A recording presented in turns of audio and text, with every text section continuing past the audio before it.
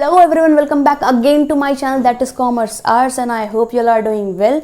So आज के video में हम डिस्कस करने वाले हैं बहुत ही शानदार और ज़बरदस्त topic that is opportunity cost and marginal opportunity cost. और ये टॉपिक जितना ही शानदार और ज़बरदस्त है उतना ही ज़्यादा इंपॉर्टेंट है आपके एग्जाम पॉइंट ऑफ व्यू से, ठीक है ना। बट बिफोर दैट अगर आपने मेरे लास्ट वीडियोस नहीं देखे सो प्लीज़ आप जाके वो प्लेलिस्ट चेक करिए क्योंकि उससे आपको बहुत ही बढ़िया मार्क्स मिल सकते हैं। सो चलिए फिर आज शुरू करते हैं हम आज का topic opportunity cost. Opportunity cost actual में होता क्या है ये जानने से पहले हम एक छोटा सा एग्जाम्पल लेके उसका पूरा कॉन्सेप्ट समझते हैं। सो लेट सपोज एक पर्सन है जिसका नाम है हसमुख जी। उस पर्सन का नाम क्या है? हसमुख जी। जितना ही प्यारा उनका नाम है उतनी ही प्यारी उनकी स्माइल है। सो हसमुख जी एक टीचर हैं, ठीक है ना, जहाँ पे उन्हें 10,000 की सैलरी मिलती है। नाउ लेट सपोज कि हसमुख जी को दो ऑफर्स और मिले। एक तो ऑनलाइन टीचिंग का जहाँ पे उनको 20,000 रुपीज़ ऑफर हो रहे हैं और दूसरा ऑफर मिलता है उनको job in another school as a teacher जहाँ पे उनको 15,000 रुपीज़ दिया जा रहा है। सो अब बीइंग अ रेशनल कंज्यूमर हसमुख जी कौन सा ऑप्शन चूज़ करेंगे? ऑब्वियसली वो ऑप्शन ए चूज़ करेंगे, दैट इज़ ऑनलाइन टीचिंग का ऑप्शन जहाँ पे उन्हें 20,000 रुपीज़ मिल रहे हैं। नाउ इमेजिन कि अगर उनको वो ऑप्शन ना मिलता तो वो उसके जस्ट बाद कौन सा ऑप्शन चूज़ करते? सो ऑब्वियसली वो ये जो जॉब इन अनदर स्कूल है जहाँ पे उनको 15,000 मिल रहे हैं वो ऑप्शन चूज़ करते। क्यों? क्योंकि वो नेक्स्ट बेस्ट अल्टरनेटिव था, ठीक है ना। अगर क्योंकि इस ऑनलाइन टीचिंग की जॉब को करने के लिए उन्होंने कौन से दो ऑप्शंस छोड़े? एक तो जॉब इन अनदर स्कूल जो कि 15,000 जहाँ पे मिलने वाले थे उनको, और दूसरा कौन सा था भाई? एज अ टीचर जहाँ पे वो ऑलरेडी वर्क कर रहे थे जहाँ पे उनको ऑलरेडी 10,000 मिल रहा था। सो इन दोनों में से बेस्ट अल्टरनेटिव कौन सा था? नेक्स्ट बेस्ट अल्टरनेटिव कौन सा था? ये 15,000 वाला। सो ऑनलाइन टीचिंग की जो अपॉर्चुनिटी कॉस्ट है वो क्या होने वाली है? Job in another school. So अभी आपको आई गेस ये कॉन्सेप्ट समझ में आ गया होगा कि अपॉर्चुनिटी कॉस्ट एक्चुअल में है क्या। चलिए अब हम डेफिनेशन पढ़ते हैं। So it is the cost of choosing one alternative over the other alternative. क्या है भाई अपॉर्चुनिटी कॉस्ट? एक अल्टरनेटिव को चूज करने के लिए जो कॉस्ट हम छोड़ते हैं उसको हम बोलेंगे अपॉर्चुनिटी कॉस्ट, या फिर ऐसे भी कह सकते हैं next best alternative foregone. Next best alternative foregone का क्या मतलब है कि किसी एक चीज़ को चूज करने के लिए हम कौन सा बेस्ट अल्टरनेटिव छोड़ रहे हैं। सो यहाँ पे क्या छोड़ रहे थे भाई? हम ऑनलाइन टीचिंग के लिए हम जॉब इन अनदर स्कूल छोड़ रहे थे। क्यों? क्योंकि हमें ऑनलाइन टीचिंग में 20,000 मिल रहा था और जो दूसरे स्कूल में हमें जॉब मिल रही थी एज अ टीचर वहाँ पे क्या मिल रहा था? 15,000 रुपीज़ मिलने वाला था, ठीक है। सो आई गेस आपको ये अपॉर्चुनिटी कॉस्ट होती क्या है वो समझ में आ गया होगा। अब हम ये तो हमने एक जनरल टर्म में समझा, अब चलते हैं प्रोडक्शन के टर्म्स में समझते हैं इसको, क्योंकि हमने सेंट्रल प्रॉब्लम्स ऑफ इकोनॉमी पढ़ा था तो उसके टर्म्स में समझते हैं कि लेट सपोज एक फार्मर है, उसको 3 चीज़ें प्रोड्यूस करनी है, ठीक है ना। उसके पास 3 ऑप्शन है प्रोड्यूस करने के, वीट, राइस एंड मेज। मेज मीन्स भुट्टा, ओके। सो अब देखते हैं कि उसको वीट, राइस और मेज प्रोड्यूस करने पे कितने कितने रुपए मिलने वाले हैं। सो अगर उसने वीट प्रोड्यूस किया तो उसको 3,000 मिलेंगे, अगर उसने राइस प्रोड्यूस किया तो उसको 6,000 मिलेंगे, और अगर उसने मेज प्रोड्यूस किया तो उसको 8,000 मिलेंगे, ठीक है। सो अब वो कौन सी क्रॉप है जो प्रोड्यूस करना प्रेफर करेगा?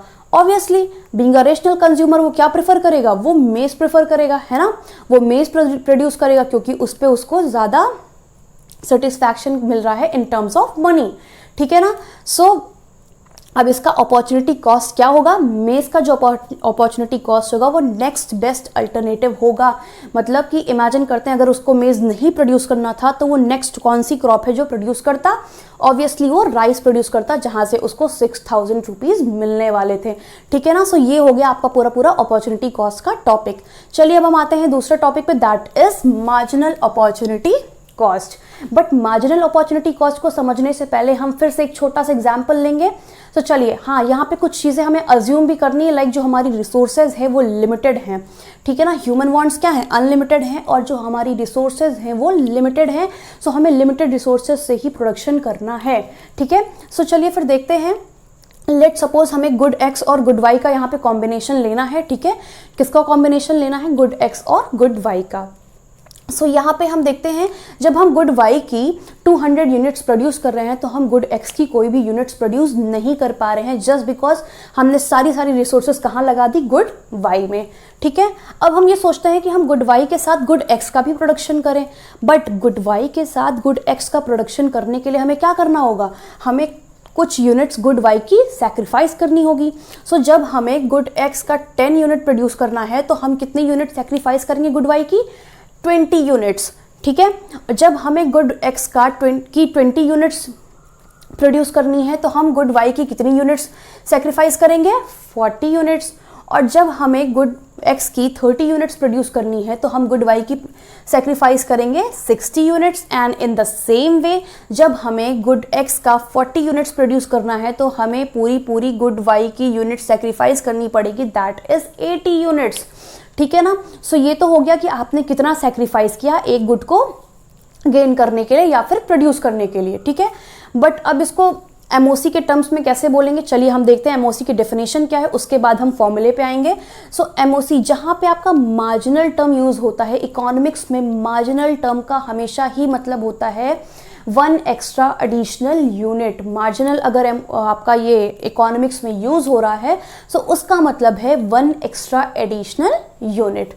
सो चलिए फिर देखते हैं what is marginal opportunity cost, या फिर बोल सकते हैं मार्जिनल रेट ऑफ ट्रांसफॉर्मेशन। ठीक है ना, so what is it, it is the rate of sacrifice of good Y to gain an additional unit of good X. मतलब हम गुड वाई की कितनी यूनिट सैक्रिफाइस करेंगे गुड एक्स की unit को गेन करने के लिए।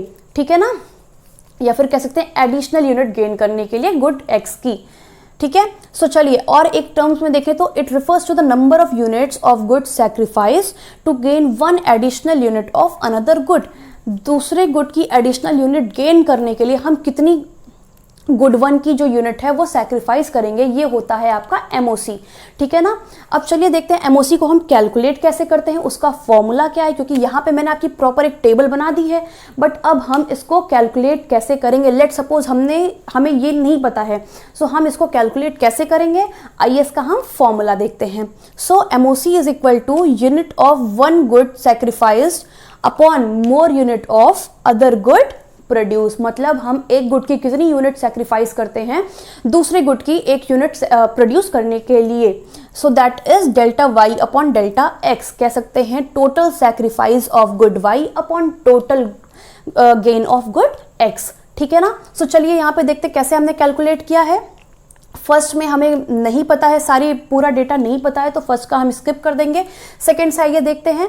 सो हमने कितनी यूनिट सैक्रिफाइस की, हमने 20 यूनिट सैक्रिफाइस की। कितनी यूनिट प्रोड्यूस करने के लिए, मतलब कितनी यूनिट गेन हुई है, 10 यूनिट्स गेन हुई हैं। सो 20/10 हो गया आपका 2। सो इसका जो एमओसी है ये कितना हो जाएगा, 2। इन द सेम वे हमने सेकंड में कितनी यूनिट सैक्रिफाइस की है, यहाँ से देखिए 80 से 140 हो गया, 180 से 140 हुआ, मतलब हमने 10 यूनिट्स को गेन करने के लिए फिर से हमने क्या किया, 40 यूनिट्स का सैक्रिफाइस किया। इन द सेम वे हमने उसके बाद क्या किया, उसके बाद हमने 60 यूनिट्स का सेक्रीफाइस किया है, फिर हमें एडिशनल 10 यूनिट्स गेन हुई हैं। And in the same way last में हमने 80 यूनिट्स का सेक्रीफाइस किया है और फिर हमें 10 यूनिट्स गेन हुई हैं। सो अब ऐसे ही एमओसी क्या हो गया, 2, 4, 6, 8। हमने कौन सा फॉर्मूला लगाया है यहाँ पे, delta Y upon delta X. मतलब कितनी यूनिट हम गुड वाई की सेक्रीफाइस करेंगे कि हमें गुड एक्स की कुछ एडिशनल यूनिट गेन हो। तो ये पूरा आपका टॉपिक था अपॉर्चुनिटी कॉस्ट का एंड मार्जिनल अपॉर्चुनिटी कॉस्ट का। और अब इसी के साथ जो आपका चैप्टर 1 है वो पूरा कंप्लीट हो गया है, कवर हो गया है टर्म 1 के लिए। सो अगर आपने लास्ट वीडियोस नहीं देखे हैं तो आपको राइट पे इकोनॉमिक्स की प्लेलिस्ट दिख रही है, जाके उसको चेक कर लीजिए। एंड अगर आपने बिजनेस की प्लेलिस्ट नहीं चेक की है सो आप वो भी चेक कर सकते हैं, जो कि आपकी लेफ्ट पे है। And yes, don't forget to subscribe my channel, ठीक है ना। अगर आपको ऐसे ही और भी शानदार वीडियोस चाहिए तो चैनल को सब्सक्राइब कर दो भाई, बेल आइकन को क्लिक कर दो।